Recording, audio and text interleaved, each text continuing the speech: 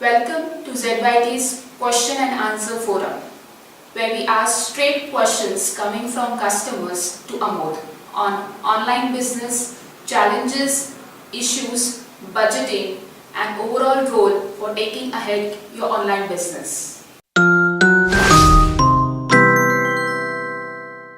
Another interesting, I would say, case is that recently we had a client meet who had rebuilt her website. Okay.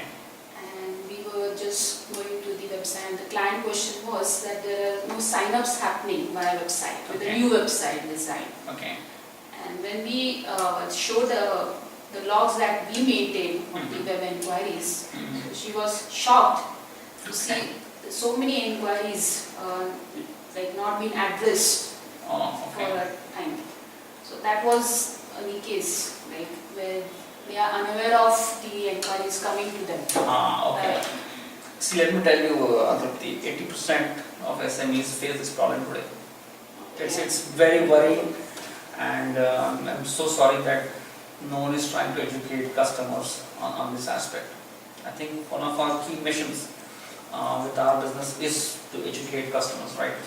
Yeah, so this is an area where a lot of education the customers have to be done. That 3 areas, it's a very shocking fact, 3 sections on your online presence which are grossly neglected. A is your website's email address, which is perishable, it can change, keep changing.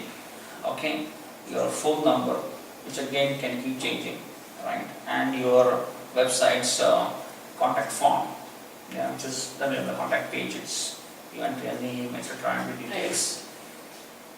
95% of websites, either one of these 3 don't work. Okay. This is like you are shutting the door on your customer. We've seen so many cases where the phone numbers don't ring. They reach out to dead ends, right? Emailers bounce back, or they go to some email box which has been lost in the eternity. Nobody's checking that. No one cares, exactly. And the email, the contact forms go to some unknown destinations. This is where the problem is. Just by correcting these 3 aspects, you can expect a 10% jump in your inquiries. Okay? Why can't we do this? Why can't businesses manage these simple things? Okay? Again, that's very perception again. Perception is, if I have someone who's doing it, they must be doing it, they should do it, and let me know. It doesn't work that way. As a business, you have to be involved in that activity.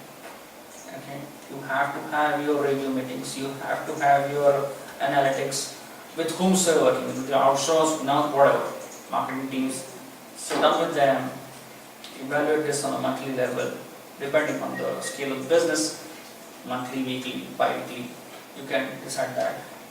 That will give you the real insights into how this is going to work. Otherwise, then you're going to get shocks like these. After 3 months, if you're going to review this and the inquiry had come in, say, December, and we are sitting in Feb, it's lost. It's a lost opportunity, right?